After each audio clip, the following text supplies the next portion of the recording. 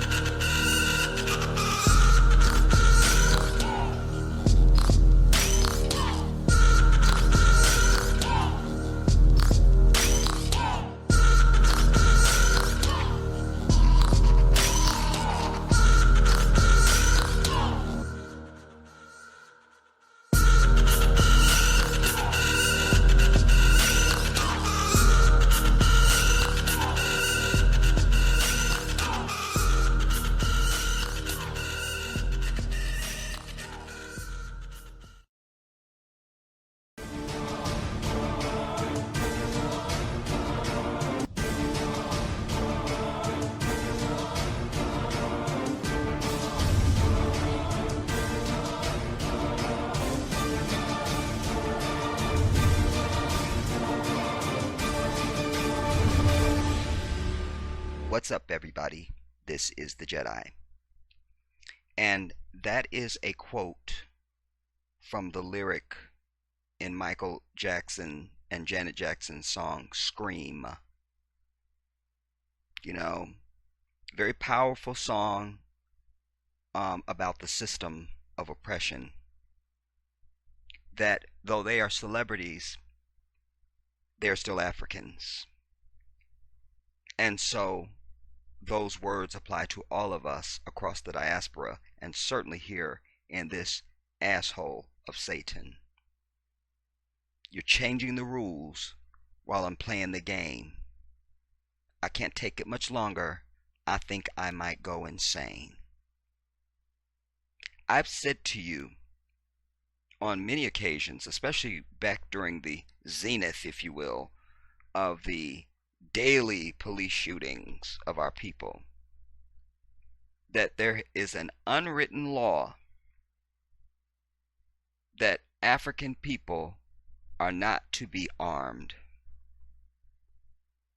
We also know that with that said, for decades, they have dropped off caches of weaponry in our neighborhoods. Just random. Just random. We know the story of even out in California, in South Central Los Angeles, where they just pull up train cars and just leave them unlocked, and they'd be full of guns and weaponry, ammunition and all. One has to ask why. That most beautiful, simple word, divine, that comes out of the mouth of a child. Why? And I always remind you of that, because my intent is to snap your psyche back into that state of inquisitiveness of a child. They always want to know why. They always want to know why. And alas, it's brilliant. Indeed, it is divine. Because when you question everything, it puts you in a position to discern the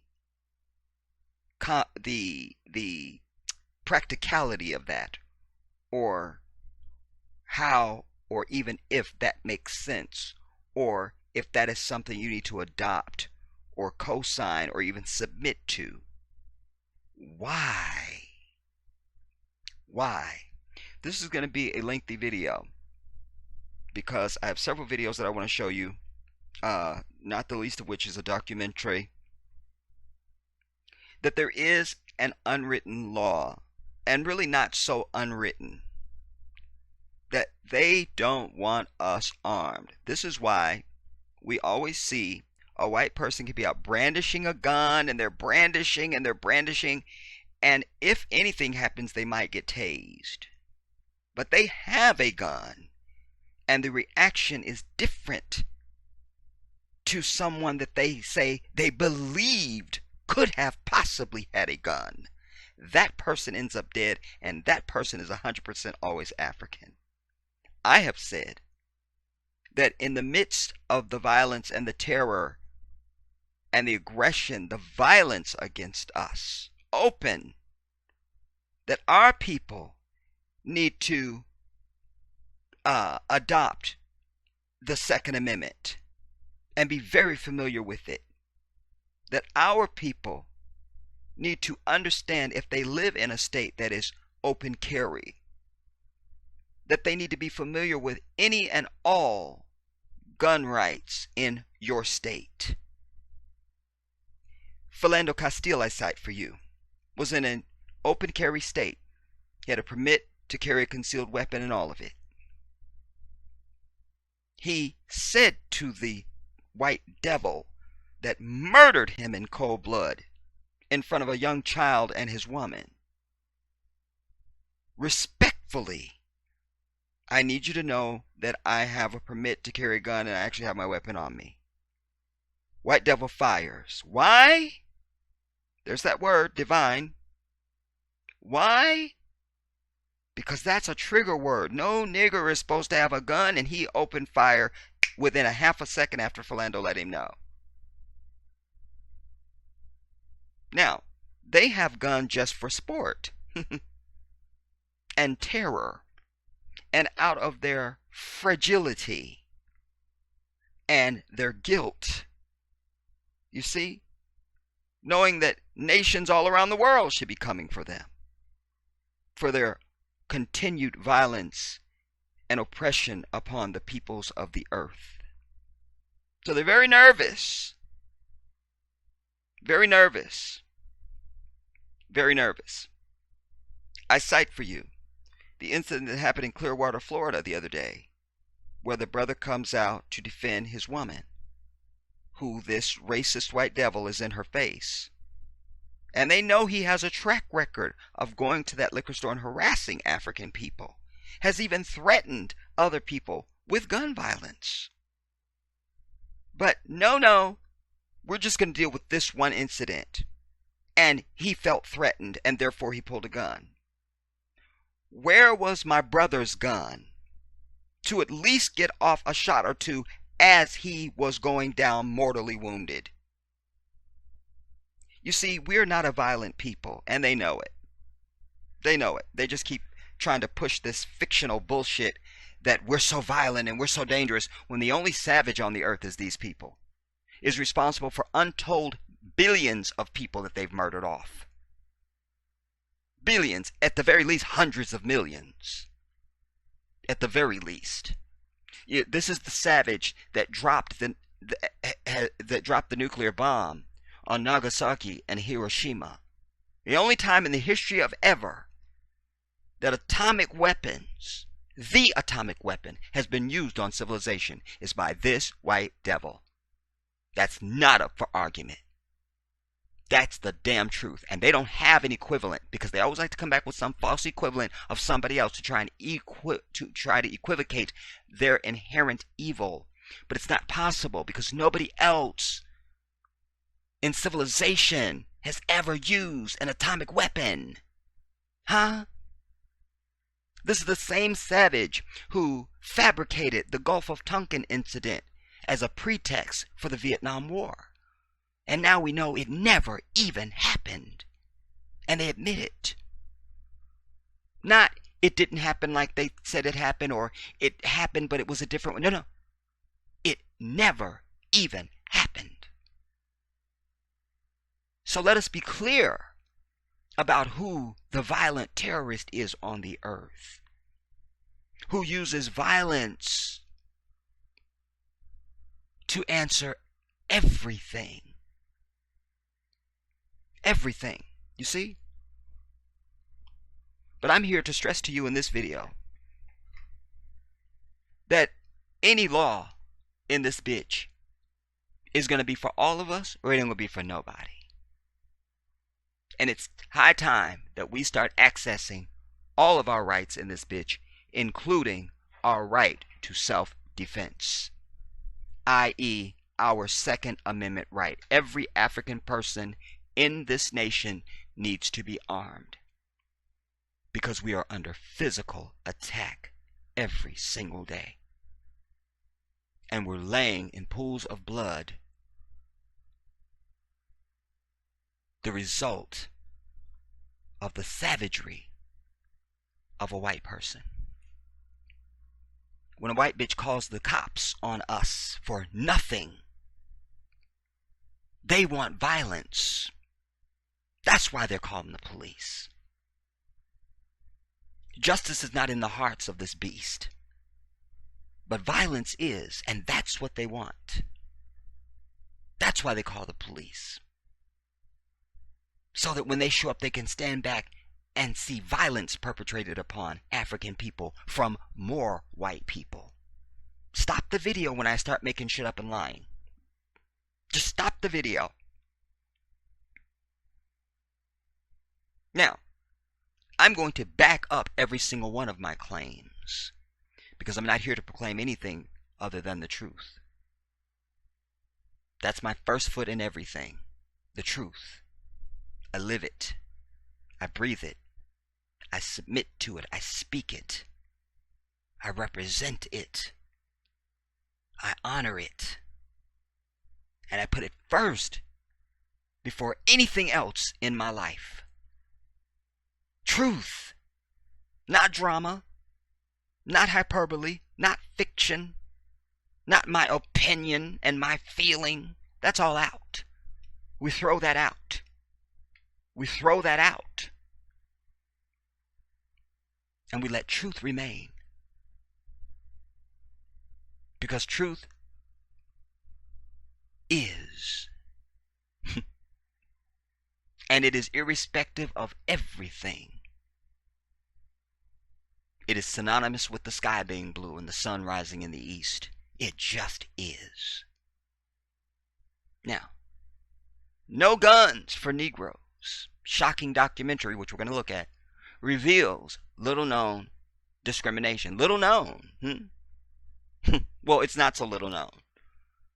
You see, I will remind you that the Black Panther were out in California exercising their Second Amendment right. And they marched into the Capitol to one of the state meetings or something, armed. California had been an open carry state. But after that, Ronald Reagan rewrites the laws. Nope, California to this day is no longer an open carry state because of African men exercising their Second Amendment right. You're changing the rules while I'm playing the game. I can't take it much longer. I think I may go insane. Stop the video when I lie. Stop the video when I lie. And check every claim that I make in this bitch. Check it. Check it.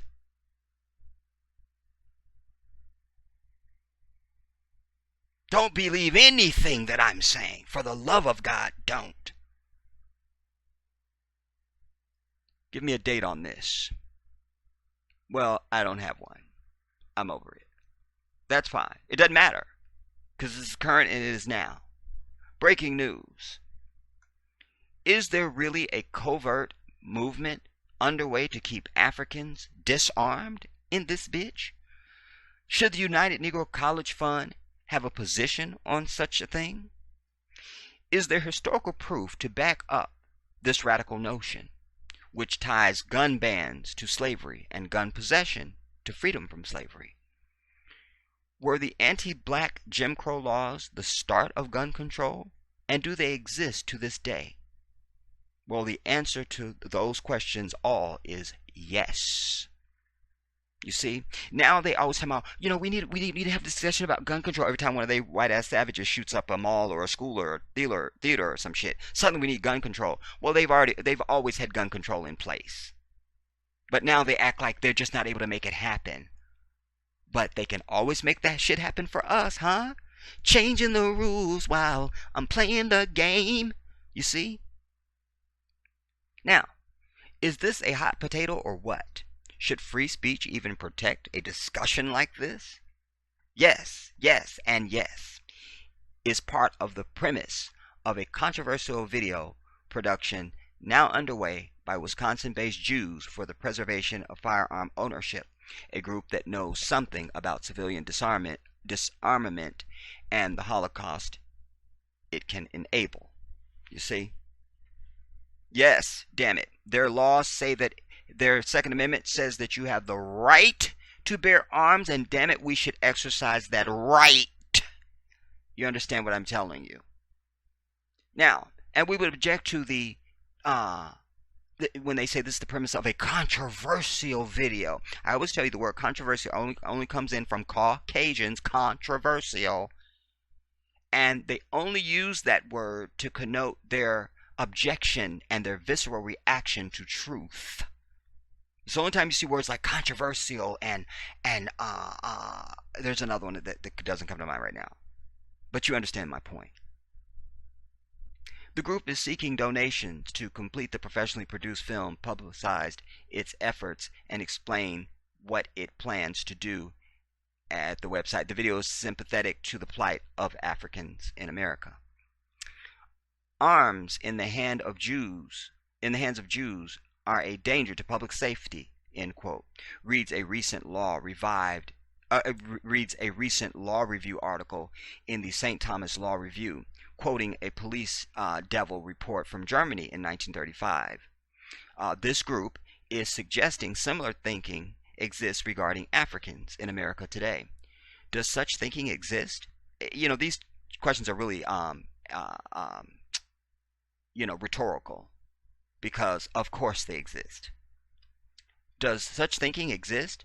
Who believes that? Did the recent overturned ban on firearms in San Francisco public housing, for example, disproportionately target poor Africans who live in the projects? Historically, from well before Civil War,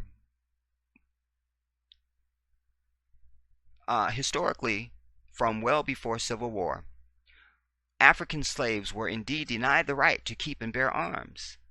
That's plain fact. You see? Just as it was then, they knew that once they released us, we'd open fire on their ass. They've not stopped or let up on their oppression and murder of us, and today when the police shoot us down unarmed, they know that we would have the right, R-I-G-H-T, the right to open up on their ass, and this makes them nervous. Their guilty conscience knows they are due retribution. But again, we are not a violent people. You can't let slaves have guns and expect them to stay slaves, was common sense wisdom at the time. Rights denial is thoroughly documented through the antebellum South. As recently as 1941, Florida Supreme Court Justice Rivers H. Buford, ruling about the state's gun control law, Watson versus Stone, for Second 703, stated the original act of 1893 was passed when there was a great influx of African laborers into the state. The act was passed for the purpose of disarming the African laborers. The statute was never intended to be applied to white devils, and in practice has never been so applied. You see? So they're denying you your constitutional right to bear arms. The principle that Africans and guns do not mix persisted in both overt and subtle ways through the late 20th century civil rights movement. Unarmed Black Panthers were outcasts to mainstream black leadership, and is alive and well in the modern day according to the documentary. Malcolm X, a cultural hero today but a pariah at the height of his career, tellingly remarked about Dr. King's appeal for solely peaceful demonstrations that, quote, concerning nonviolence, it is criminal to teach a man not to defend himself when he is the constant victim of brutal attacks. Amen. Allahu Akbar. We will read that shit again. Malcolm said that concerning nonviolence, it is criminal. Criminal is the language being used. It is criminal to teach a man not to defend himself when he is the constant victim of brutal attacks from this devil. A damn fool. Now, in urban ghettos, the victim mentality, welfare dependency, and even according to African experts the producers have interviewed, efforts by the leadership of people of color, rainbow movements, insidious efforts are afoot to keep Africans unarmed, defenseless, and helpless victims. A mindset opposing a self-reliance, self-defense, and personal responsibility against crime infuses much of what passes for civil rights for Africans, they say. Africans, disproportionately victims of violent crime by armed thugs, which also include the fucking police, are encouraged not to defend themselves by community organizers and other local leaders, such as those Christian ass fake ass pastors. In a startling contradiction, they are told to rely on the very fucking murdering ass police, who are all too often the predators of violence against, or perpetrators of violence against the community, and who the courts have repeatedly declared have no legal duty to protect any individual. You see, again, we're bound by righteousness, everybody, not by what this white devil wants to scribble down on a piece of paper and proclaim it law and righteous. We're bound by the Creator and righteousness. You understand? And it is the right of every human on this earth to defend themselves against another. Doesn't matter who they are or what they are. Every human being, hear this, every human being has the divine right to defend themselves and their life, their family and their property and their home. Period. We need to assert that for ourselves and get rid of this mental slavery and this fear of exercising what is our human divine right. And that's in any scenario. And it doesn't have to be with a gun. It's whatever you need in order to defend yourself and to protect your life. Period. Period.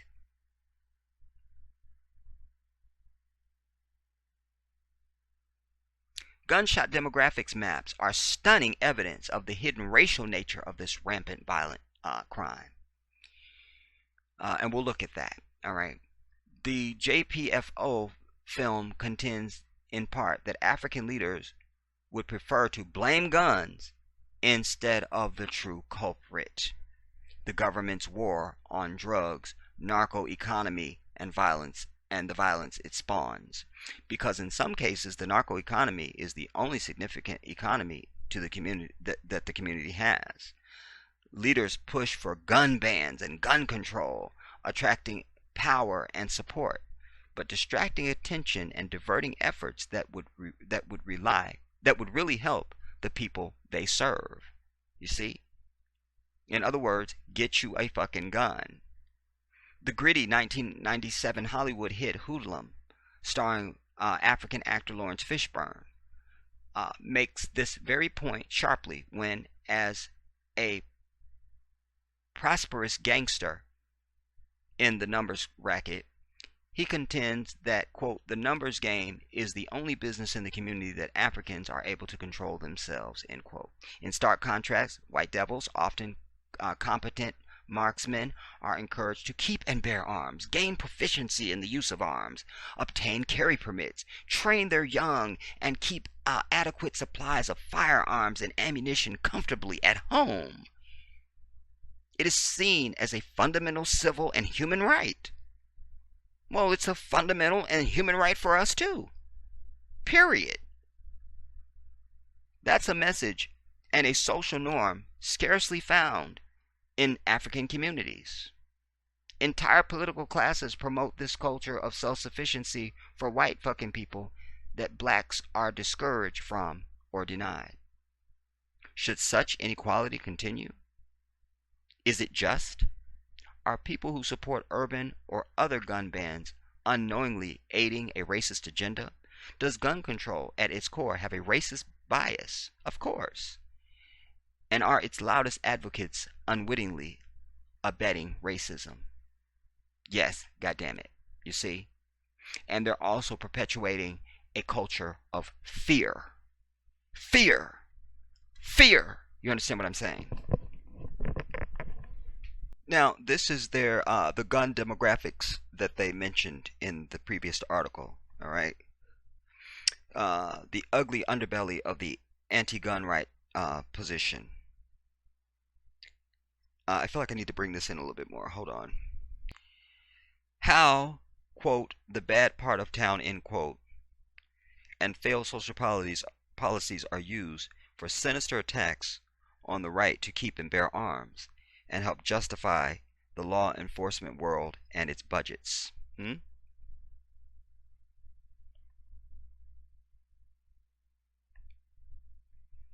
While anti-rights activists speak emotionally about gun violence, gun deaths, human tragedy, and saving lives, what they refuse to say is this: homicide in America has demographic, geographic, social, and economic factors which, if acknowledged and openly discussed, would transform the damn debate and place blame where it really fucking belongs. On the causes and people that fuel the violence we hear about, but rarely actually sees for ourselves except on TV, quote unquote, news. The real blame is hidden because the truth is so painful. Well, painful for who? We don't have no problem with truth. We don't have that issue. Black folks don't have no problem with the truth. You see? So when they say the truth is so painful, we know exactly who we're talking about. Crime is not spread across the streets of America. Crime using guns happens in isolated areas.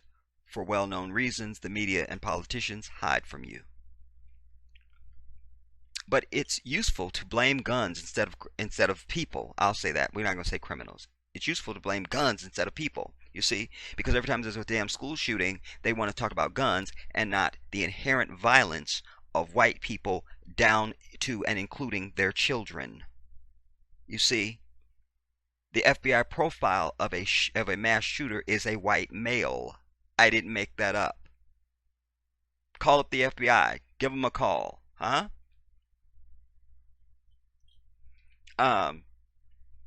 But it's useful to blame guns instead of people, and blame guns instead of politicians and social policies, and blame guns instead of festering pest hole neighborhoods, in the effort to disarm the public and transfer power to the government and away from the people. And you'll recall that when Obama was in power, all you kept hearing coming out of the mouth of white people is, Obama wants to take our guns. He wants to take your guns. You see? They just imagine that out of their ass, like they do with everything. He wants to take your guns. Really show me where he said that. I'd like to see that. I'd like to see that. I can't. A picture is worth 1,000 words. Thank you, Baltimore Sun newspaper, for posting the interactive maps that define the problem clearly. At least blue is shocking. Or at least blue is choking, green is blunt force, red is shooting, black is stabbing, white is undetermined. So red is shooting. We see all of this. That's for 2007. Baltimore? Hmm?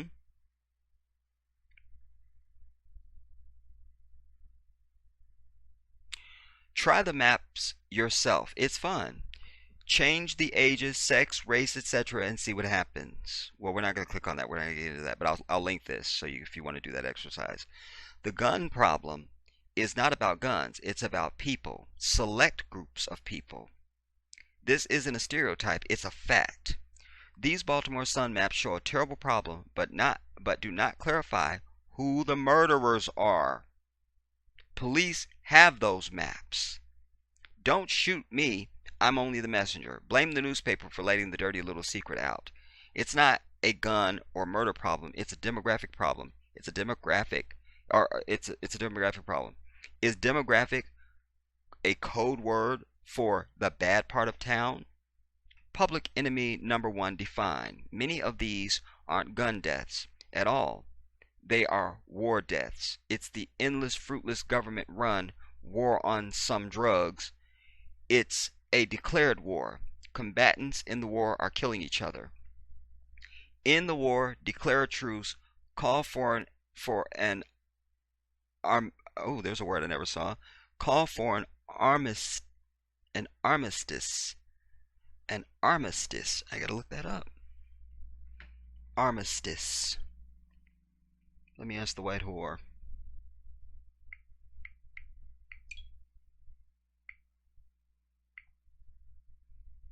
Armistice.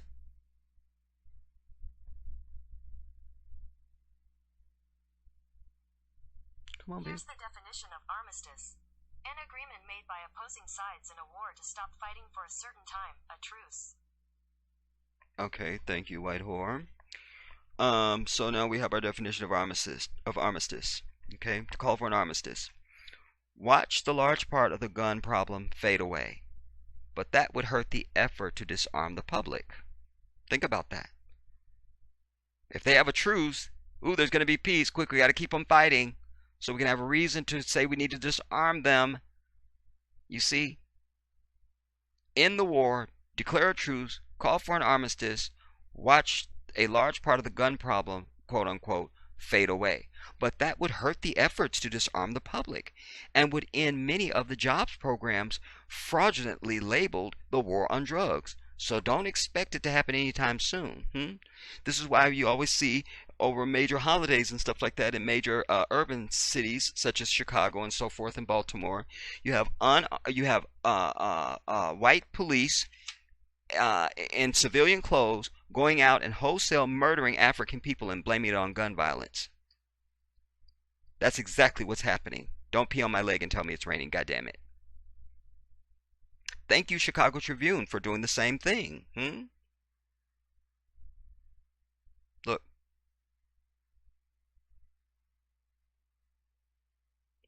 Public enemy number one, officially identified. In a story almost without precedent, CBS identified Chicago's high murder rate as almost totally gang-related and geographically isolated. What did I just say? I just mentioned fucking Chicago. In modern America, that identifies these as war deaths in the war on some drugs and not gun deaths, as the media likes to frame the argument to vilify firearms and create public fear. With surprising candor, CBS announced, quote, gang and gun violence continue to be the dominating threat on our streets, end quote, according to a police email to CBS. Quote, up to 60% of the shootings are gang related. More than 90% of the offenders have criminal histories, and up to 80% of the victims have criminal histories. No mention that it's just fucking white people going out killing black people.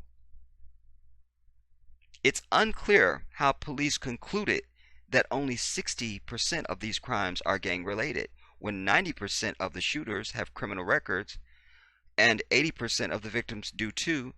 It's also a fairly typical police distortion to suggest gun violence is the dominant threat, quote, on our streets, end quote, when these gangland rubouts happen on their streets, CMAP, and normal citizens who have fled the crime-ridden war zones only get to see it on the news from the bad neighborhoods. just like at those maps, just like at those maps, CBS compares Chicago's rub-out rate to the wars against Islamofascists in Iraq and Afghanistan, which is just bad reporting. And about the war on some drugs, next time you get the chance, ask your elected leader. With regard to the war on drugs, is the war succeeding? When could it be declared? When could it be declared a success? The expense of waging it, the expense of waging it cease, and the tax-based infrastructure surrounding it be decreased or dismantled. If it can be declared a success, when might it be declared a failure and brought to a close? How do you respond to critics who say the war on drugs is really just a federal agent jobs program that provides price supports for the cartels? For more real questions the news media fails to ask, check out the Liberty poll. All right, I'll link all of this for you guys. The racial component of crime shootings is real. Another new organization, overwhelmed with dead people from criminal violence, broke ranks with the standard, quote, news, end quote, narrative and identified the real problem, along with the failed war on some drug federal jobs program. Africans killing other Africans, and a breakdown in the family unit, leading children into role model free amoral behavior. Growing audacity among city gunmen. The News Journal, Wilmington, Delaware, September 20, 2009. Contact whoever and whoever. These numbers were provided by the Delaware Criminal Justice Council, etc., etc., etc. 140 people are shot. Sunday, day of week when most shootings took place, 12 to 1 a.m. Hours when most shootings took place. The victims, 91% male, 80% African, 23.5% were 18 to 21 years old. The largest age group, 53% would not cooperate with police to find who shot them because they didn't know, because it's fucking police that are doing the fucking killing, etc., etc. I'm not gonna stress you out by reading all of this. Again, I'll link this so we can get into these videos. Viciously anti-gun rights. LA Times joins the Truth Squad. Homicide blog since 2007 clearly shows who's getting murdered. All 740 of them. It's not gun violence, quote unquote. It's social violence for one tiny class of people.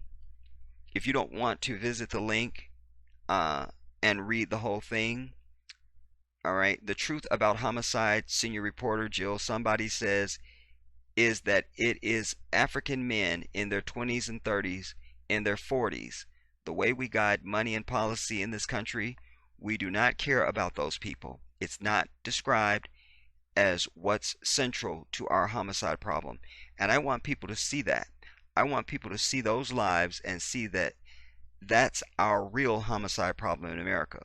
The money needs to go to African male argument violence. She continues. Anything else, you're dealing with the margins of the problem statistically, and it's not right. Homicide is not a mass syndrome in America. It's a concentrated group of people, and that group of people is still horribly affected by homicide. In 2007, LA County's murder rate was especially low. Even so, Lavoie says African men in their 20s were dying at a rate of around 140 per 100,000 per year. As a middle-aged white heifer, my death rate is probably 1 or 2 per 100,000 maximum. These young men are dying at 140. They're in a war zone, and the rest of us are living in a different country. The real homicide problem is not the numbers that everybody focuses on, it's the disproportion. So now we want to get into our first video, you guys, because we need to really be thinking about this, and that's why I wanted to bring this piece, because I always say if you want something you never had before, you got to do something you never did before. And the fact of the matter is that African people have been under physical violence from white people for many, many generations. many generations. You understand? And they murder with abandon, whether they're in a Halloween costume or they are a civilian. And somehow they find a law to support their murder upon us. I cite for you, while we were dealing with the whole fat-ass George Zimmerman and stand your ground bullshit, there was a sister who stood her ground. She fired a gun in the air in her house. She was a victim of domestic abuse. It was documented in court records and everything. Her abuser came to the house. She fired warning shots just to scare him off. They gave the bitch 26 fucking years. You understand what I'm saying? There is a racist double standard and a fear of African people having a fucking gun. And I remind you that their Second Amendment that they wrote doesn't say anything about your age. You understand what I'm saying? The language says that you have a duty to bear arms. Duty. We're moving backwards and we're dying. And that can't be acceptable. Let's get into our first video. I think I want to just kind of ease into my main pieces, you know, and they'll be sort of my crescendo of this piece. So I'll begin light and we'll work our way up. This is a couple of brothers, and it's titled The Unique Responsibilities. Hear that. The unique responsibilities of African self-defense instructors. Let's hear it from this point. You know, so my point is this. It's crystal clear, given the realities of today and the histories that we're talking about, that there are special self-defense concerns and issues that befall especially those of us of African extract and descent wherever we are in the world. It is not sufficient to develop techniques that address everything else except for these realities. That means that it's cool to train, you know, guard or Muay Thai or whatever you're training, but if you're not putting it in the context that Alton Sterling faced, when you're dealing with those police officers who shot him for no reason, you're not training self-defense. You are not only not training self-defense, you are betraying not only if you're a black teacher, if you're of African extract, if you're an African American, African, whatever you want to call it, all right, you are not only betraying the full scope of your spectrum of responsibilities, in my opinion. Our opinion. Our opinion. Yes. Talk to him. I love that. I haven't watched this, you guys. I just understood its breadth, and I was just like, okay, this is good. And I love that right there, how you said our opinion. You see, show that solidarity. You see, we need that. We need that. We need that. I always tell you, black allegiance, black collusion. Black allegiance, black collusion. One more time. Black allegiance, black collusion. We need it. And black unity. Let's go on. Our opinion. Our opinion. Yes. Talk to him, brother. All right. You're also not properly training yourself in regards to self-defense, and as a result of that, you're not capable. You're not giving the full spectrum of your capabilities to your students, whatever their racial or ethnic or gender background is. There are special considerations and concerns that befall the African American, the African, and then secondarily the Latin communities. Let's walk. Absolutely. Okay. Now check it out. I'm going to address them. Hands down, I'm going to address them. All right. If we see the Walker Scott shooting or anything else like that, as a self-defense, what's happening, buddy? Morning. All right, now, good morning. You know, as a self-defense instructor who is also of African extract and very proud of that. Absolutely. Absolutely. Yes. Absolutely. We are going to address these issues. We are going to address the laws extant in the states, and we're going to address the ways in which to deal with the criminals of our community and the criminals wearing badges. Regardless of color. Regardless of color. And we're going to address the criminals wearing badges, regardless of color. You see, it's very important. I always say how you think and speak about anything is how you relate and react to that. It's very easy for white people to see nothing but a halo and a aura of holiness around a police officer. We don't see that. We see horns and burning flames. Do you understand what I'm telling you? Do you understand what I'm telling you? This is testified to by the fact you could walk down any street in any city, anywhere in this country, and stop random African people that you never met and ask them, how do you feel when you see police lights behind you? And indeed, all of our testimony is the same. Period. Let's go on. If you are a sucker, you are a sucker. It don't matter what flavor you are of Baskin Robbins. You're a sucker. All 31. All 31. You can make up a 32nd one. And we'll keep that one too. All right. That's our whole get down. And again, the emphasis is unapologetically on the fact that there are special considerations that befall us as Africans, who are the root of humanity. And as such, we have a special... He said unapologetically. There are unique responsibilities that befall us. Unapologetically. I love that. Let's hear this again. And again, the emphasis is unapologetically on the fact that there are special considerations that befall us as Africans, who are the root of humanity. And as such, we have a special spiraling outward empathy toward all humanity, which is not necessarily returned back to us. You know, which a lot of people want to, you know, PC around and pussyfoot around. Nah. That's the reality. And when I'm addressing it point blank, my cousin's addressing it point blank, and you'll see us doing these things in the videos. So, if there's a special issue that comes down, let's walk a bit. If there's a special issue that comes down, doesn't matter where you are. If it's in Brazil, if it's Indonesia, if it's the United States, if it's wherever it is, we're going to address it. And we're going to get into depth into detail about it, the history of the area, the kind of patterns of behavior that we're able to find out through public research. We're going to first break it down along these lines. We're going to first acknowledge that just because you are black, you are of African extract, or even of partial African blood, you have special considerations that nobody else has. It's our responsibility to address these considerations. That's number one. Number two, we will then make it very, very clear that we're not denigrating anyone who's been victimized by this. The reason that they've been victimized is because they didn't have the information secondarily.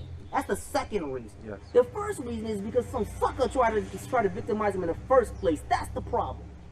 Okay? And a lot of people make some excuses about it. We don't do that. Do we do that? No, not at all. Tell them about it, buddy. Every time we make a comment on things that have to do with us and our people, we get bashed. People say that we're trying to make money off them and we're trying to exploit them.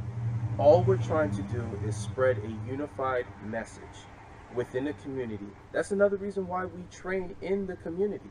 There's very few gyms in our city that we are not welcomed in with open arms and we do not love and respect.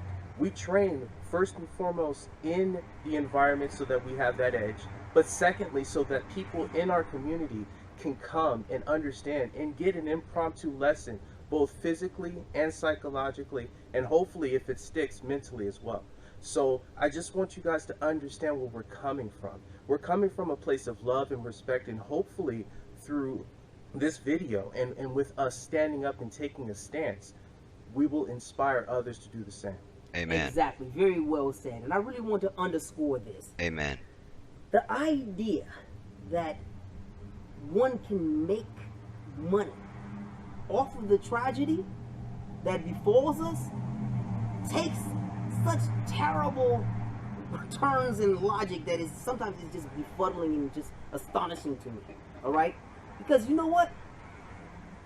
We're not profiting off of this. You know why? We're black too. Exactly. We are the next victims if we didn't know what we're knowing. We would have been the victims before the victims we're talking about if we didn't know what we're knowing. We are not profiting off of this. We are trying to help you stay alive. We are trying to connect with all of the rest of humanity by having a straightforward, undiluted, real world, what you kids call it, keep it 100. You know what I mean? Okay? That's what we're doing. If you can't take it, the conversation isn't for you. Yeah. But the conversation needs to be had. You're just not in it. Absolutely. At some point, you'll get mature enough. You'll get honest enough. You'll get human enough. It is our collective hope and belief to join in the conversation. But it's happening now. Yes. Whether you want to talk about it or not, Mike Brown was killed. Whether you want to talk about it or not, Trayvon Martin was killed. Whether you want to talk about it, Tamir Rice was killed. Amen. Whether or not you want to talk about it, 27 years ago, I would have been killed. Wow. If I didn't know what I'm knowing now. If you saw our videos before, our ancestors had been in one of the 7 concentration camps of this country. The Devil's Punch Bowl. Whoa. The reason why I'm here telling We just talked, I just did a whole video about that. The Devil's Punch Bowl. See? He's saying our ancestors were in one of the 7 concentration camps. saw our videos before, our ancestors had been in one of the 7 concentration camps of this country. The Devil's Punch Bowl. The reason why I'm here telling you about that is because they punched the Devil's Punch Bowl in his nose. Yeah, we spiked the punch. He spiked that punch. You know Yes, that India Uhuru spike. Yes, sir. That flavor they wasn't ready for. That's that 33rd flavor that Baskin Robbins don't know about. Okay? That's how real it is. That's how legitimate it is. That's how comprehensive it is. That's how human it is. That's how simple it is. It's nothing more than that. Talk to him, brother. Absolutely. When we look and we see the news, we are angered. And this is the response to that. And every video that we put out subsequently is going to make sure that we put first and foremost the love and respect that we have for our people, our culture, and what we represent. We Amen. represent 2 intelligent African American men who are trying to put forth an intelligent message that's Afrocentric, pure, plain, and simple. And Afrocentric Point blank and the period. doesn't mean that we hate other people. No. You see, since Africans are the root of the human species, there's no way that you can factually hate someone else in the human species without it boomerang back on you. Yes. Objection. They are not from us. They are not from us. I stand by that until the day I die. Because, again, I always tell you, creation is not for decoration, everybody. Creation is for information for you from your maker. And everything that we see in nature echoes its origin. You see, a willow tree does not look like an oak tree. An oak tree does not look like a sequoia. We would never say, well, this weeping willow clearly came from this sequoia, clearly. We just, we would never say that. We never see a zebra that didn't come from a zebra. We never see a rose that came from a dandelion. We never see a tulip that came from a sunflower. Do you see what I'm telling you? There's nothing about these people that is like us. Period. Just because they have a human form means nothing in my assessment. And I'm entitled to my damn assessment, and I'm assessing.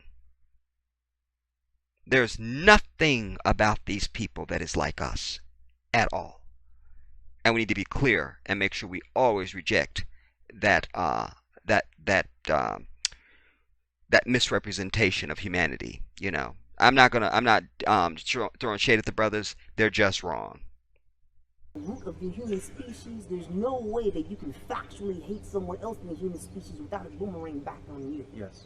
And we love us. We love the hell out of it. You know what I'm saying? As a matter of fact, I'm thinking about smooshing myself right now. Here we go. You know, right? Which means that there's some of that love for you, unless you're a sucker, in which case, Yeah. You have to just deal with the education that's coming your way. Absolutely. All right, India Uhuru style. All right. Then hopefully you will have grown enough as a human being to actually engage us all as human beings. Yes. with the proper respect, proper love, proper understanding, and the bracing undiluted truth here, which is based upon not only real life experience, but research, logic, functional training, repeated application. You see, you have to have love and you have to be humble in order to want to reach out to people who may reject you and recognize that you may not be right. Yes. We are not right. We are just learning to be more correct. It's a process. Yes. Right is an end. All right, it's an end. 2 + 2 = 4. Game, set, match. Mathematics is different. Once you learn 2 + 2 = 4, learn the rest of math. You will not live long enough to learn the rest of math, even if you can live forever, because there's always something else to learn. In order to do that, you have to be humble. You have to realize you don't know. You have to be willing to change your positions based upon fact and logic. Not because somebody disagrees with you, not because somebody has more money than you, not because you elected a president with fake hair. Oh, wow. All right? Who isn't the real president, should have been Hillary, or the Bernie Bernie himself, but that's another discussion. All right. right? Should have been Bernie, goddammit, I said it. And I want to drive this point home. We love you enough to share. Exactly. Whether you agree with our message or our methodology, we're out here starting a positive dialogue. Let's discuss this in the comments section. Hit up the blogs, the website. Come see us. We're not hard to find. Every other video is Long Beach. Come at us. We're trying to talk They're in Long Beach, positively California. and solve very negative situations through love. This is what this is, love. Maybe it's a love tap, but it's love. There you go. There you go. And that's very important. I don't know, that car was moving in a little too slow behind them. I was a little nervous. I was a little nervous. So I was a little nervous. Let's go on. They're just about done here. It's love. It's tough love. We may love to kick you in the butt. We may love to stomp upon your illogical arguments. We may love to actually eat some humble pie and learn. But it's love. It's a human thing. Yes, All right? So if you have any questions or comments, like you said, leave it in the comments. All right? It's Head Coach Ross, the Attacks Gym in Hulu. Assistant Coach Phil. You guys, again, you know who I am. There it is. Asante Sana. Ashe. Amani. But who's that coming up behind them? No, it's gonna go off. I just know it is. Feel like it was the devil. Ugh. Anyway. Now, let us move into our next piece. Now, this piece we're just gonna call a collage. It's from somebody named Stimulator. But I selected this piece, if we can get past the graphics and the narration and because of the imagery and some of the fine points, some of the fine points that are in it.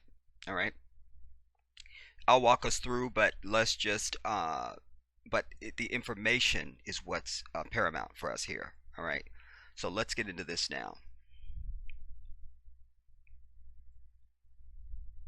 That cop was so drunk he waved traffic into his pants. Look, a pig on a hog. Oink, oink, bang, bang. Look, that badge is bulletproof. That's the car where they keep the bribes. Car 79. We got a black man minding his own business. Meanwhile, Look, car 79, we got a black man minding his own business. I love that. we got a black man minding his own business. Meanwhile, on the other side of town, I am your host, the Stimulator, and October 15th marked the 50th fucking anniversary of the founding of one of the most infamous. The State Assembly was in the midst of a heated debate when the young Negroes, armed with loaded rifles. This is the clip that's when the Black Panther marched into the hope they'll say where they were marching into in California, which is why they changed the open carry law in fucking California. Hear this.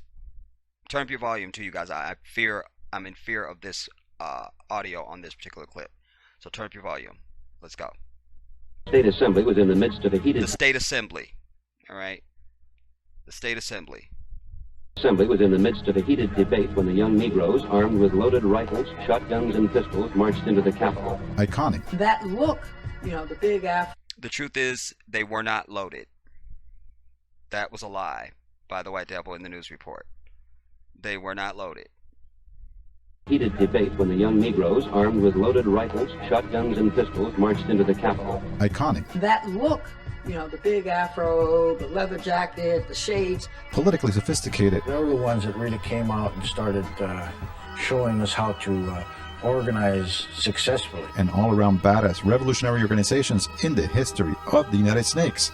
The Black Panther Party. This anniversary comes at a particularly salient moment in motherfucking history.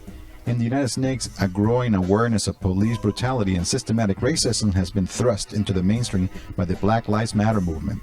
While street level... Wait, y'all. I gotta go back and see that shot of Colin. I love that brother. Thrust into the mainstream. I didn't know who he was on the planet Earth before all of the brouhaha and the dust up and all of it. But my heart cries out for him, and I feel a complete joining of my soul with him, because after he first did his thing, I really went and researched on him, and I saw other impromptu press conferences that he gave, like in the locker room and different places, and I saw his conviction, and he represents everything that I have preached until I'm blue and will preach until I am cold in a grave.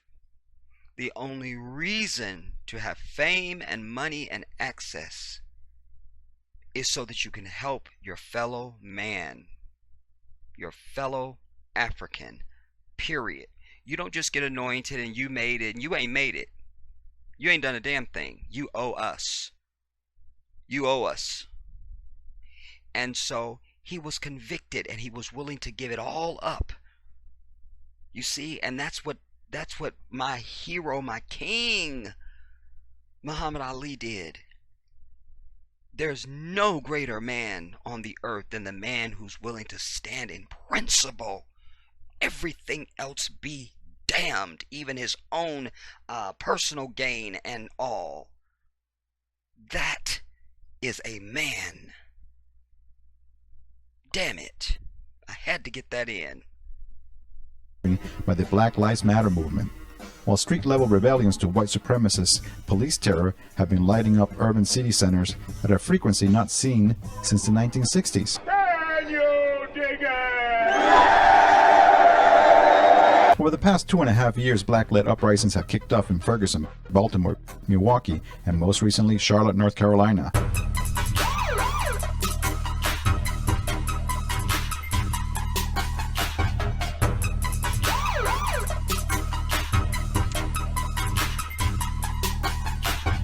The Panthers emerged during a similarly tumultuous era, at a time where the reformist discourse of the southern rural-based civil rights movement was rapidly giving way to the righteous anger and militancy of the primarily urban-based Black Power movement. Back in the summer of 1964, 50 years before Ferguson, pigs shot and killed 15-year-old black youth James Powell, leading to 6 nights of intense fucking riots in Harlem.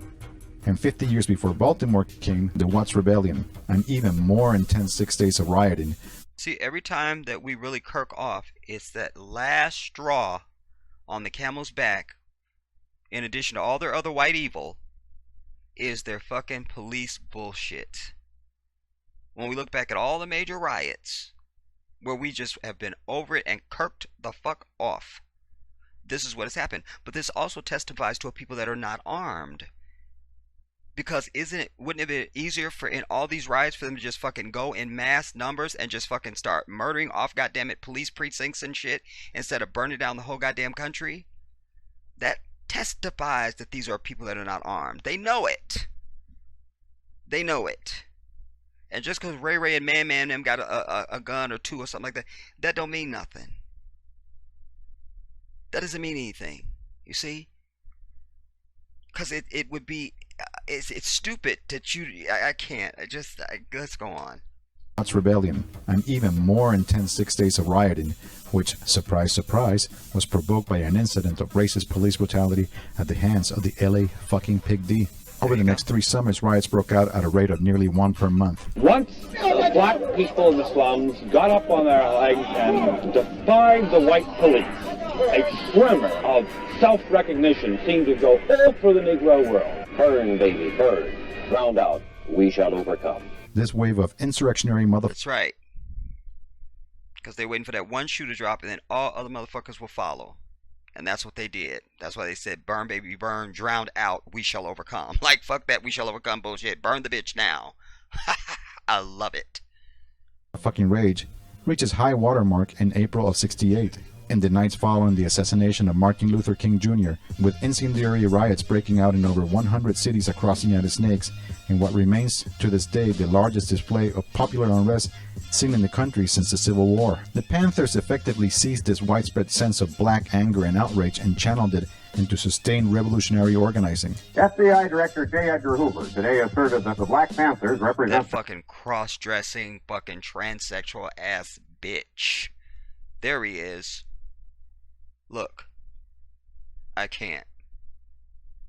The greatest internal threat to the nation. At its height, the Black Panthers had over 10,000 members, organized into dozens of chapters across the country. They say a Black Panther is born every minute in the ghetto. Throw in the fact that the United States was, at the time, engaged in a deeply unpopular and socially polarizing war in Vietnam, in which thousands of soldiers were going AWOL, and some were even fragging their fucking officers. Good.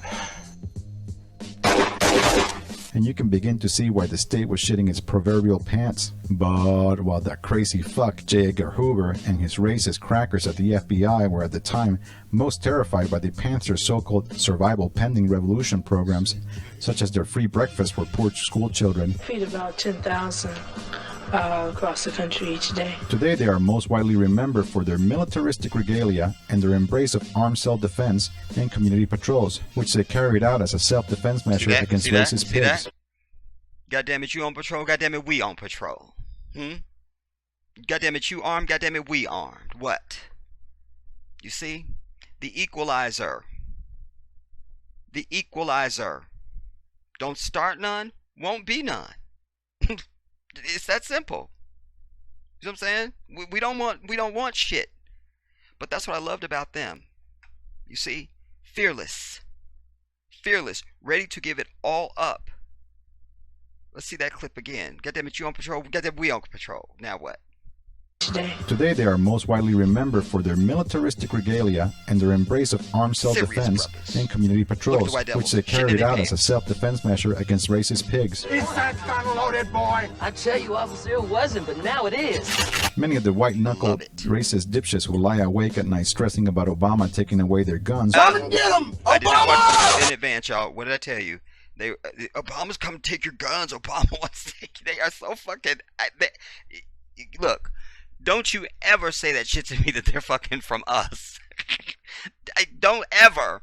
I have more intelligence in my fucking pinky toe than any of these motherfuckers. Let you be clear.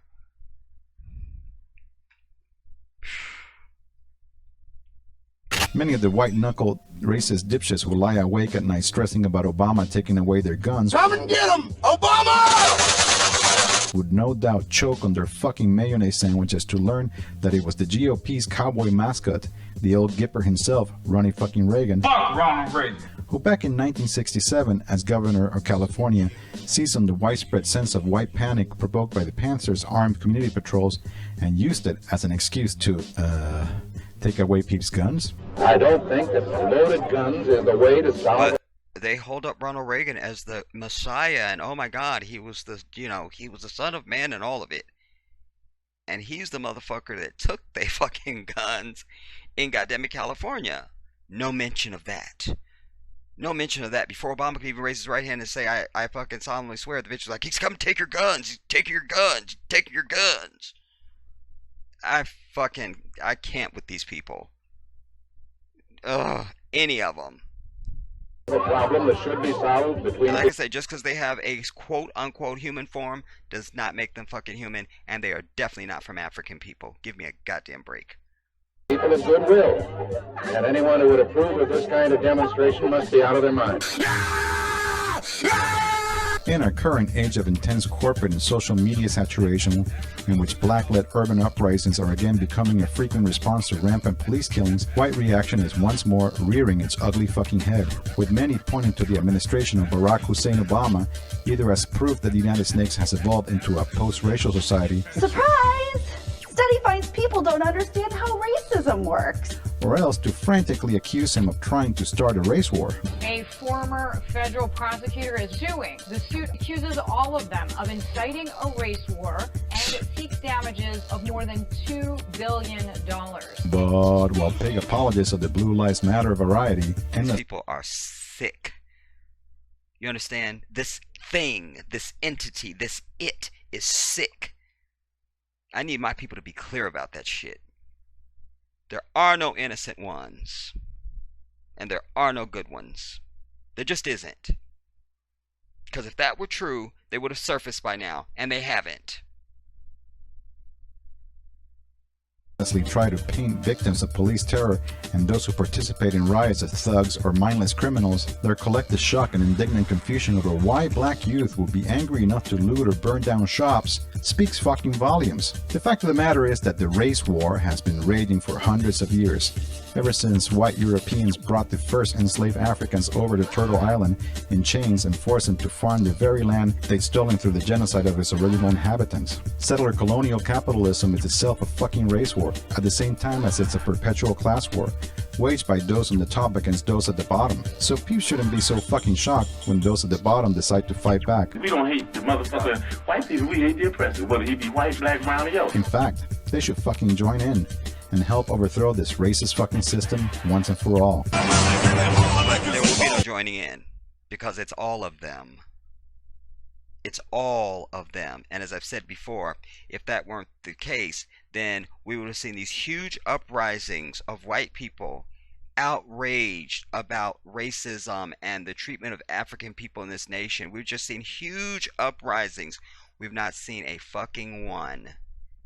So one little fucking white devil coming out with a backpack at a Black Lives Matter fucking march means absolutely nothing. It's insignificant and has no credibility. The bitch is a spy. I said it. Okay, that's the end of that. And I don't need to hear a full public enemy right now. I want to stay on message. Alright, let's now begin to transition into our main meat and potatoes, everybody. Now, this is the documentary that was alluded to in our first article. No Guns for Negroes. This one they claim was just so controversial. It was just so controversial. It was just, you see. I'm so glad I was able to source this piece, because this really brings it home. It's a two-parter, and it really brings it home that there is a concerted agenda to keep African people without weapons, and there is a fear of us having them. And I proclaim that we have the right to have them, and I prescribe that all of my people acquire them immediately. Let us begin.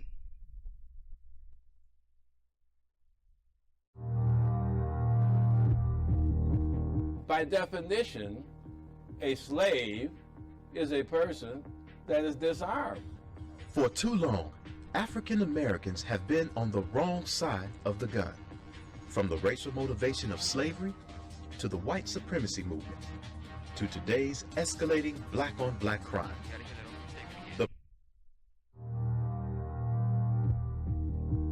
By definition, a slave is a person that is disarmed.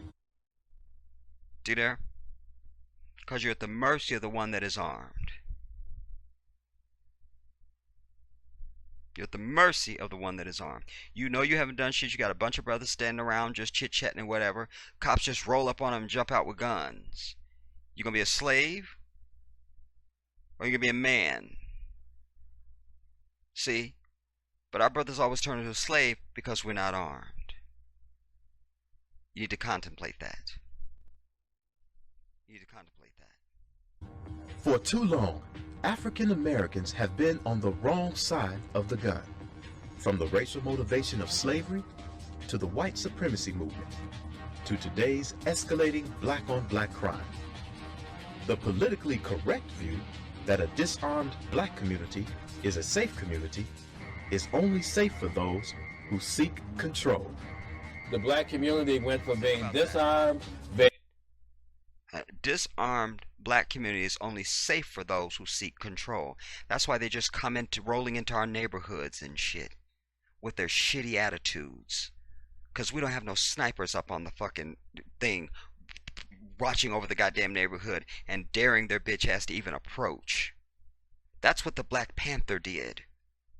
So they weren't just readily just rolling up on motherfuckers once the Black Panther had established themselves, legally exercising their constitutional and God-given right to bear arms and protect and defend.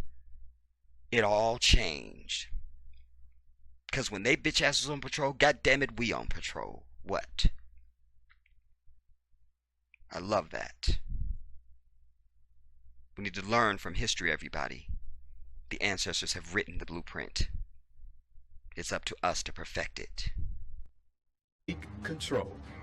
The black community went from being disarmed, being mistreated, being enslaved because of a lack of access to guns, ultimately went through a period of saying, aha, we have the right to bear arms, we've got to make sure it's respected, to a period where now the gun is the main tool of maintenance of the narco economy, which is the only economy in the African American community.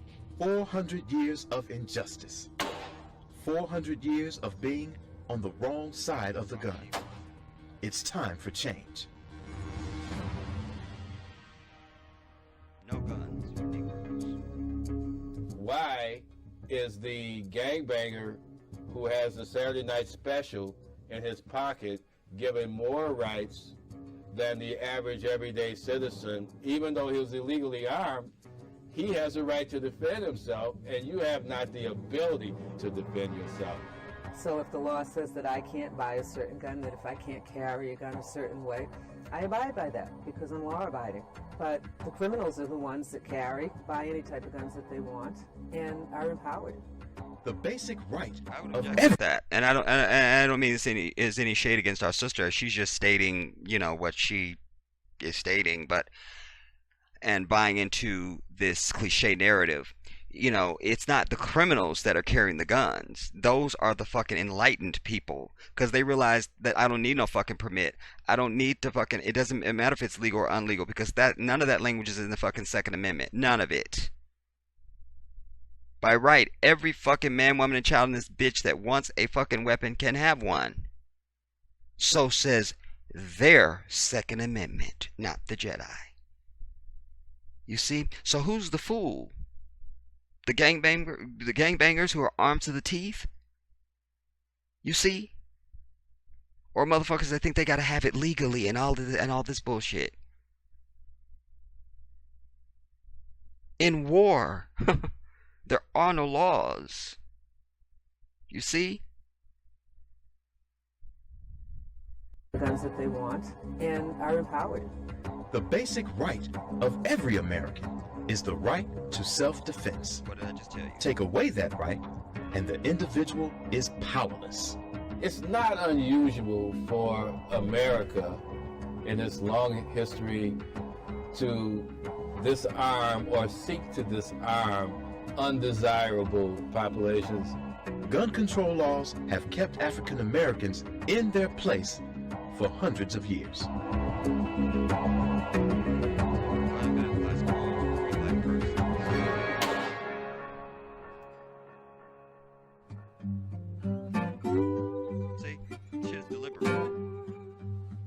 From the earliest days of slavery up until the mid-1800s, blatantly written gun control laws prohibited slaves and freed slaves from owning firearms. Be it further enacted that if any Negro shall presume to carry arms whatsoever, he shall be whipped with 21 lashes.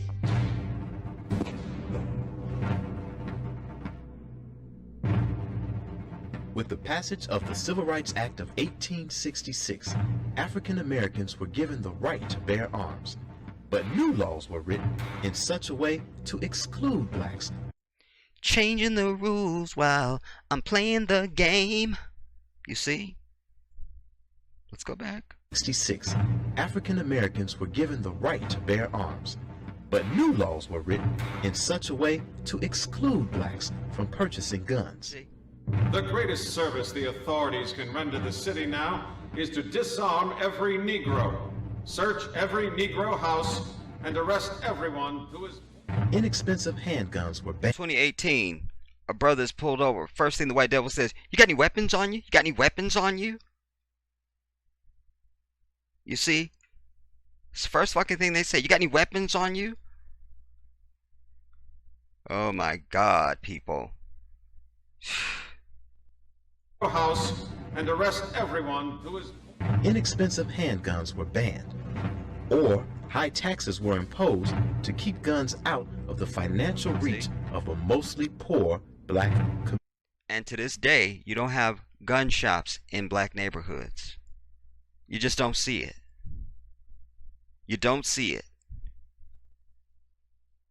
Community. There's been various statutes throughout every state that has sizable African American population. Sales of firearms required to keep records on buyers indicating race. There's been various statutes throughout every state that has sizable African American populations after slavery to restrict, through black codes, the ability for blacks to be armed. In 1941, Florida Supreme Court Justice Buford declared. Now, what they do is they declare your area a high crime area, which gives them just carte blanche to do any fucking thing. You see, that's what they claimed. Why they went after Freddie Gray, even though he hadn't done anything and just saw they white ass and ran. Well, he's in a high crime area, so he doesn't have the right to run from us, said this pablum puking devil. Declared the original 1893 Florida Gun Control Act. 1893 Act passed for the purpose of disarming Negro laborers. The statute was never intended to be applied to fucking white ass people.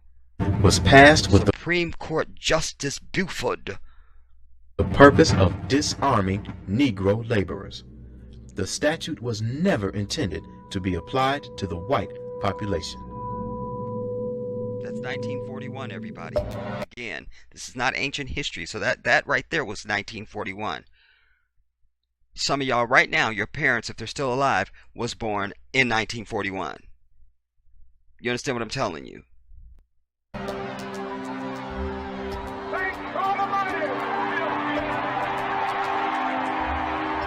In the 1960s, when armed blacks took to the streets in the race riots in Los Angeles, Newark, and Chicago, the laws were once again the race riots in Los Angeles, Newark, and Chicago, the laws were once again rewritten. In the 1960s, when armed... What is she doing out there? She's insignificant. The bitch is insignificant. And probably a goddamn spy. I'm over it. Blacks took to the streets in the race riots in Los Angeles, Newark, and Chicago, the laws were once again rewritten. In a futile attempt to curb the violence, Congress passed the 1968 Gun Control Act. 1968. Public outcry. Now y'all under the sound of my voice was born in 1968. You see what I'm saying? They continuously change the rules for your ass. You see, that's why I say, it don't matter what the fuck they write. It don't matter. It's bullshit. Our responsibility is to our Creator and the truth and righteousness, and that's all the fuck we have. Because they will write and say and do anything. I'm over it. Let's go back and pick it up. Chicago, the laws were once again rewritten. In a futile attempt to curb the violence, Congress passed the 1968 Gun Control Act. Public outcry for the restrictions of guns after the assassinations of Dr. Martin Luther King and Robert Kennedy hid the true purpose. Huh? Gun control outcry. Got you go and tell them, please come take our guns so we can feel safe, you dumb bitch. Instead of arming your ass to the fucking teeth and daring a bitch to approach. public outcry for the restrictions of guns after the assassinations of Dr. Martin Luther King and Robert Kennedy hid the true purpose after the assassinations Washington standing right here. I don't know what does. Don't play with me. Of Dr. Martin Luther King. Let me find out Denzel's a time traveler. I said it. And Robert Kennedy hid the true purpose of the legislation. It was Robert Sherrill writing on the 1968. They had already, Congress had already passed the shit to take your shit away. But then after Kennedy and King were killed, they cloaked it in that. Oh, well, here's the reason why we did it. Well, that's the reason why we did it. Nah, bitch. The devil. Do you understand? Nothing less. And Robert Kennedy hid the true purpose of the legislation. It was Robert Sherrill writing on the 1968 legislation who stated that it was really an attempt to restrict arms for black people. Championed by Senator Thomas Dodd and signed into law by President Johnson, the 68 Gun Control Act used shrewdly crafted language to give the authorities control to dictate who could and who could not own a firearm and what types of firearms Americans can own. Now, that's our work. That's where we organize and we fucking demand answers from your local and federal fucking government officials. We march in and we say, we want to see the fucking laws on the book right now, bitch. Right now. Right now.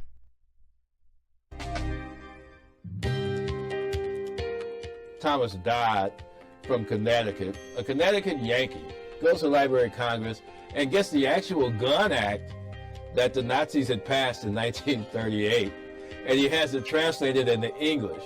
The 68 Gun Control Act was written and in some cases almost copied word for word from the same laws the Nazis used in 1938 to control undesirable populations. Think about that. Think about that. You see, that shows their intent to do evil. That's their intent. Are you following me? That's their intent. And you gonna sit around unfucking armed? You're a dumbass. In Hitler's Germany, both documents categorize and restrict firearms to certain individuals. Both documents are based on racial fear. And so they take this document. No. We got to change the language. Both documents are based on racial fear. No. Both documents are based on fake ass, fragile ass, scared ass, punk ass white people. Individuals. Both documents are based on racial fear. Punk ass. And so they take this document and they use it to draft legislation to start requiring more licensing and more constriction of the right to keep and bear arms. When I found out what the restrictions were, I was very surprised. Each town, each police chief. Listen, this is why every time there's a school shooting, they very briefly deal with how the kid got the gun. Because the fact of the matter is they're not regulating when fucking white people want a gun. They're not. They're not. All that shit is in place for you and me. That's it. So a white devil murderess goes in and just gets a fucking gun and goes and shoots up a fucking school. And they act all shocked and surprised. And then they have your black ass screaming gun control. Fuck all of that. We don't need no goddamn gun control. Requiring more licensing and more constriction of the right to keep and bear arms. When I found out what the restrictions were, I was very surprised. Each town, each police chief has the discretion of whether to give a license or not. There is just not one set rule. Did you hear that? It seems that a lot of black people, and especially young black men, are held to a higher standard. Maybe you have a drunk driving record, and that would be enough to disqualify you, where legally it's not. It's not a felony conviction. Whereas maybe somebody from the suburbs that's white and maybe from a more influential family would have the same exact record as you do, but would not be denied. It's kind of subtle. And then they bitch has to be the one to go in and shoot up a goddamn school. But they worried about you. Discrimination. It seems unthinkable today that legislation is still being written to keep minorities in their place. Hear that? But it is. Purchasing a firearm requires the applicant to fill out a federal form. Now this is from 2009, this documentary, all right? But we infer that it's current and it's now. To verify their race. Look, see what I'm saying? But see, I would scratch all that shit out and write in stolen African, like I always fucking do. Restrictive gun laws, gun bans, warrant. But wait, you just check a different box. Gun bans, warrantless searches of public housing, and the confiscation of firearms in major cities continue to deprive minorities of their right to protect and defend themselves. Violence is increasing. The number of gun-related deaths is increasing yearly. So it should be rather obvious that the gun laws are not working because things are not getting better. They're making more and more laws and it's getting worse. Gun control has not worked. The federal government's own Centers for Disease Control can't show conclusive evidence that reducing guns reduces violence. Yet, these facts are dismissed. Historically, more guns in the hands of decent, law-abiding citizens has had the opposite effect. In 1964, the desegregation of Jonesboro, Louisiana High School was threatened by local authorities with fire hoses. 4 armed black men arrived with loaded shotguns. Without firing a shot, the mob dispersed and the authorities retreated. See there? 4 brothers with guns showed up and they bitch asses fucking ran. Without fire.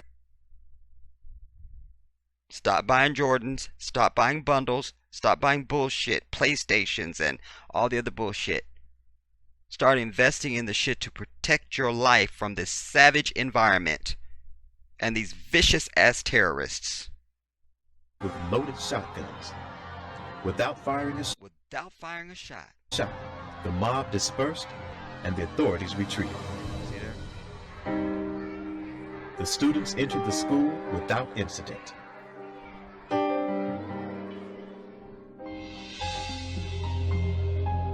Those men were members of the Deacons for Defense.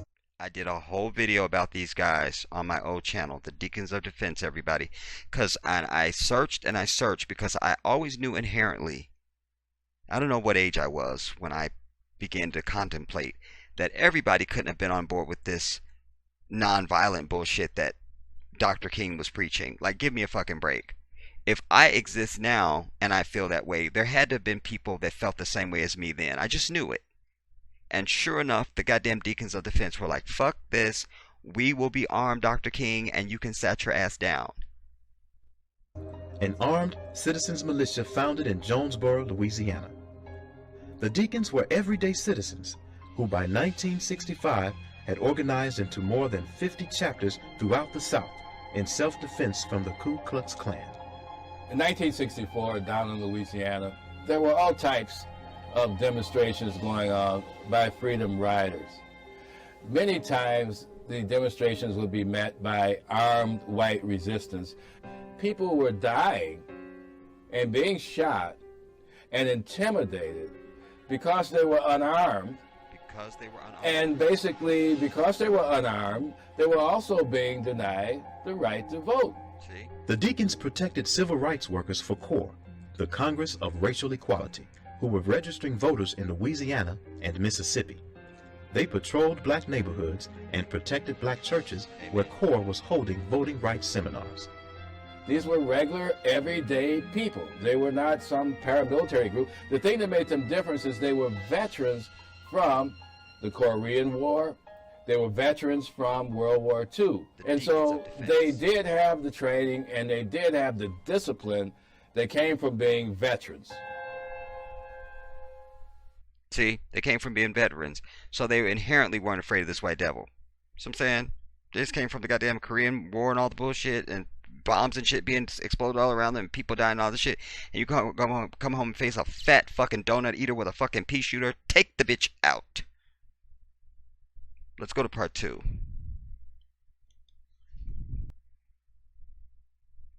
So we'll see part 2. I'll do a small summation and we'll be out, everybody.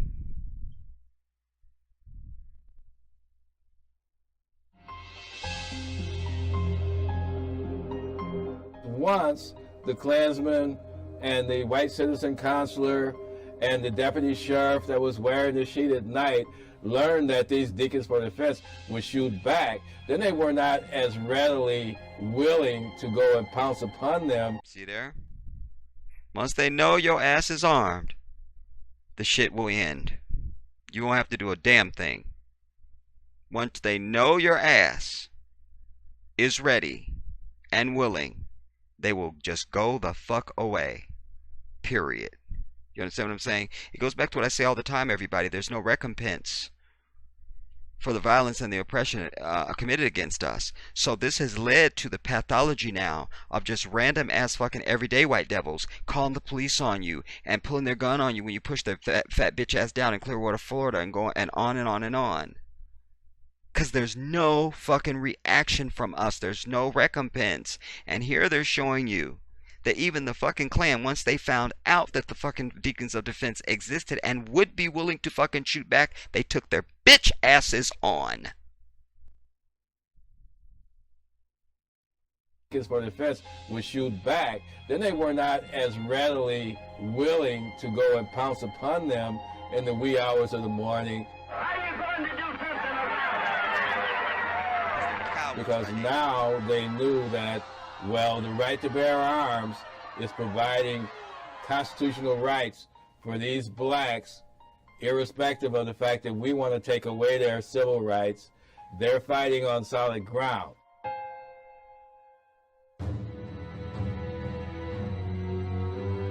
The effectiveness of the Deacons in deterring violence was so great that Dr. Martin Luther King and Floyd McKissick of CORE hired the Deacons to protect the marchers from Klan aggression in the 1966 March Against Fear. The very effect of armed resistance in the name of civil rights is what really casts a new enthusiasm into the civil rights movement at a critical time. Enthusiasm. A new enthusiasm. Did you hear that? It cast a new enthusiasm into, because people that weren't for that, well, fuck it, I ain't trying to be involved with that nonviolent shit. But once they realized, oh, then it sparked a new enthusiasm, because everybody's heart is telling them we should be fighting these motherfuckers back. What are we doing? You see?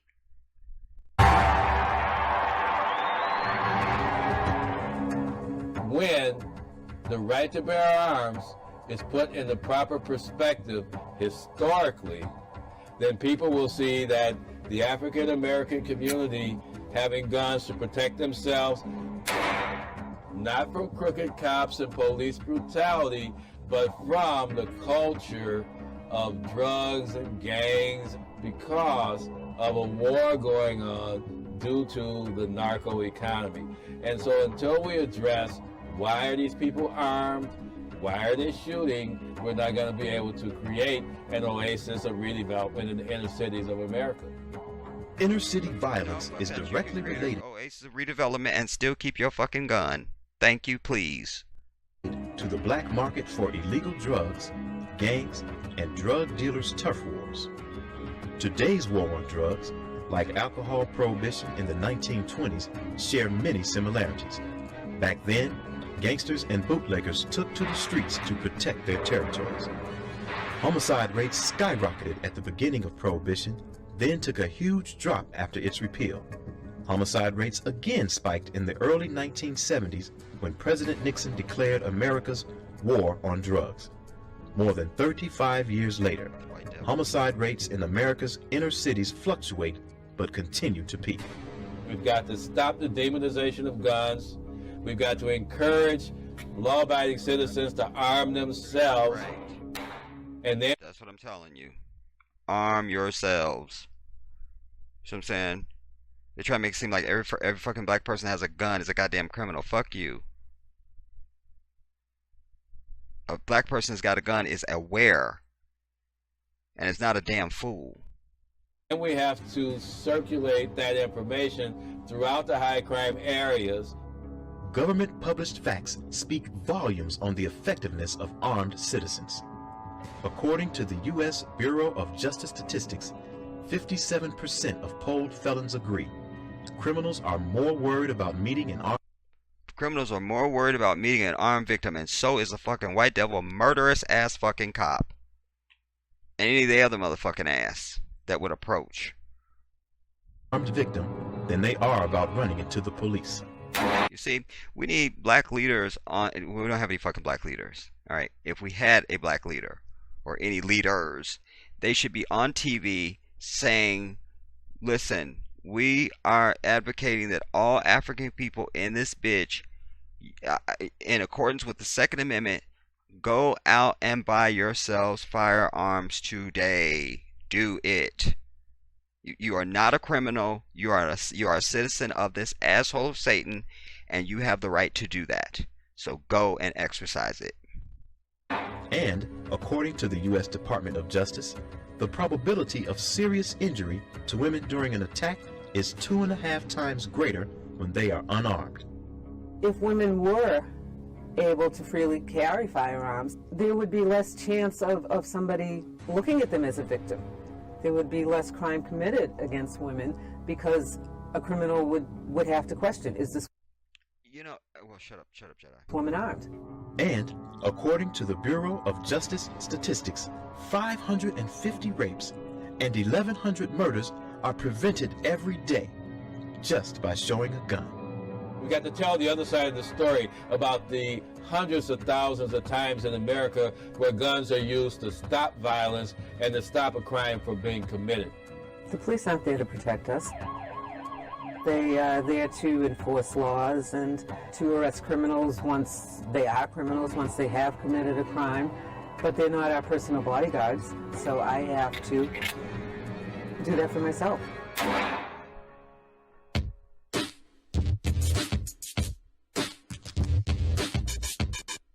No matter how many gun control laws they put into effect, no matter how much they try to restrict it, even if they make it illegal for anybody to own guns, there's going to be a black market. The community does not get safer when the criminals are told there's no guns available on the part of law-abiding citizens.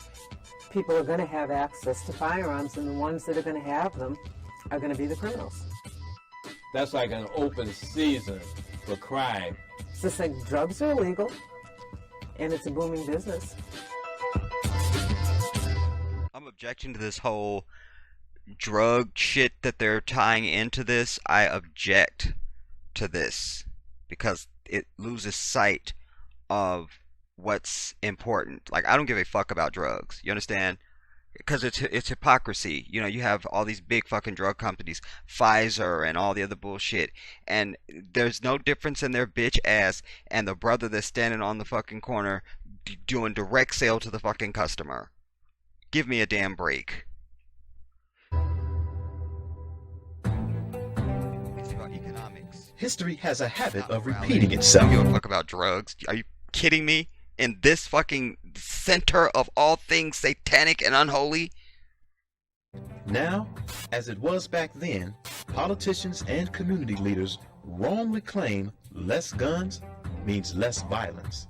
Now, as it was back then, politicians and community leaders wrongly misguide the public in believing that the police and not the community can best provide protection.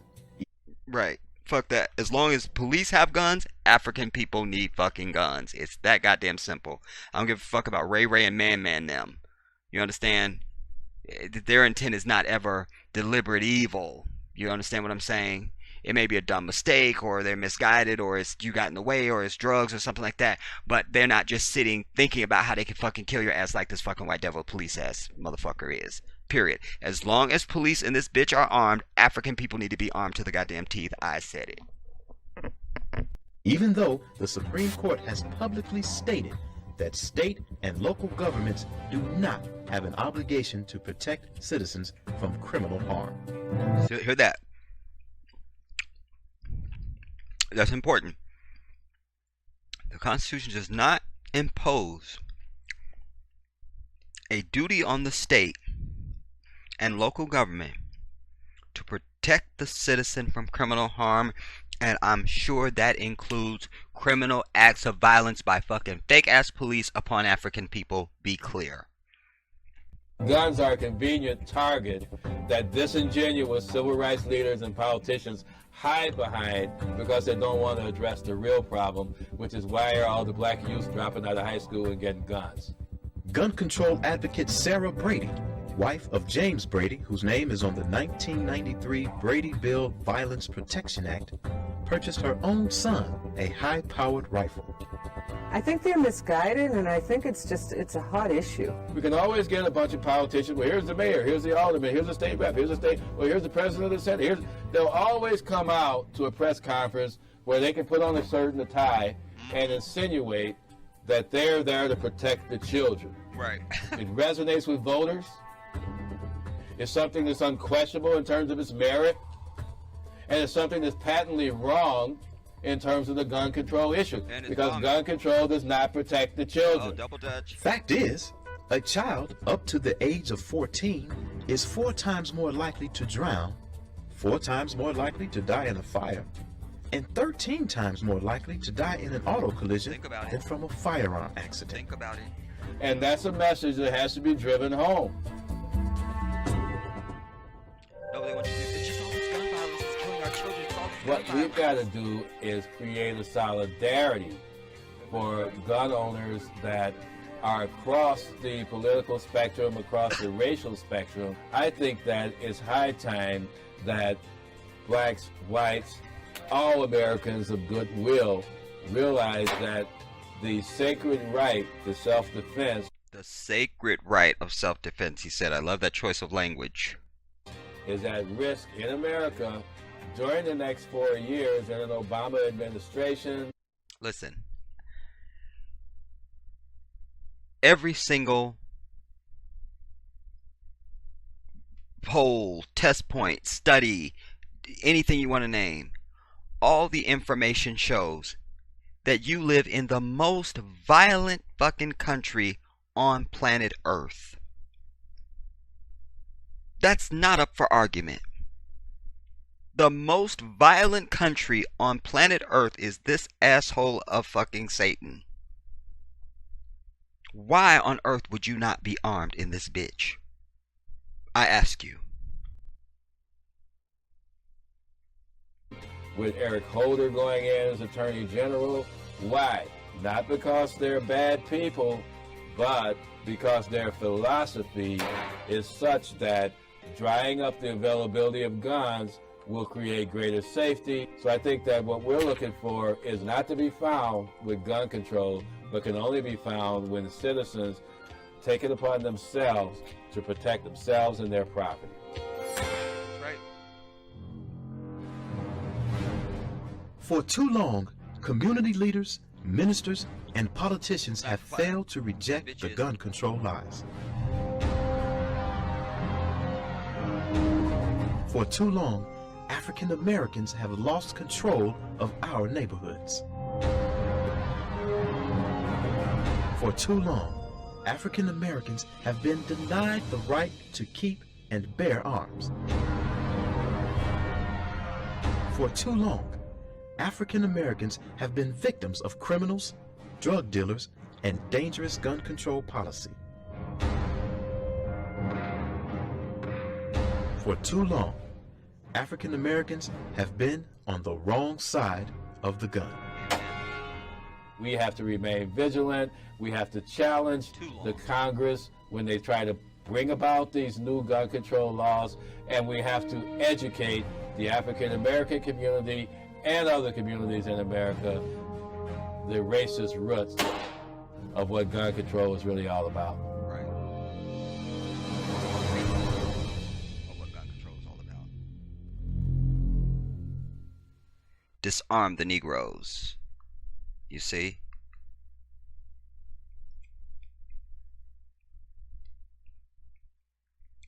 I'm over it.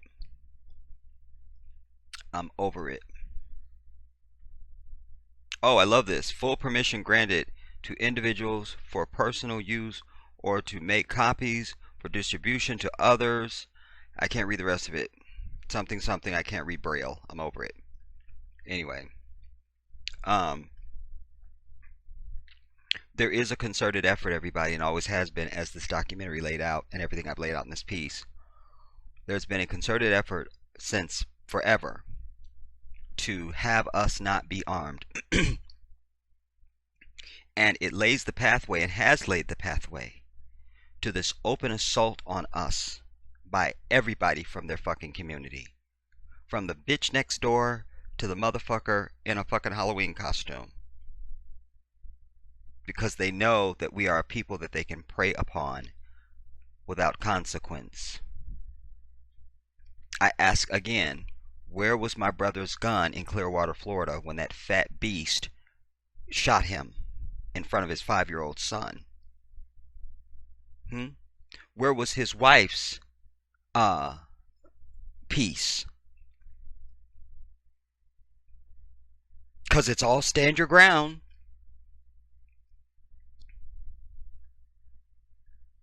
We can no longer allow ourselves to be unarmed victims in this fucking nation. That shit has to end overnight. I'll see you soon. We are in a race between education and catastrophe.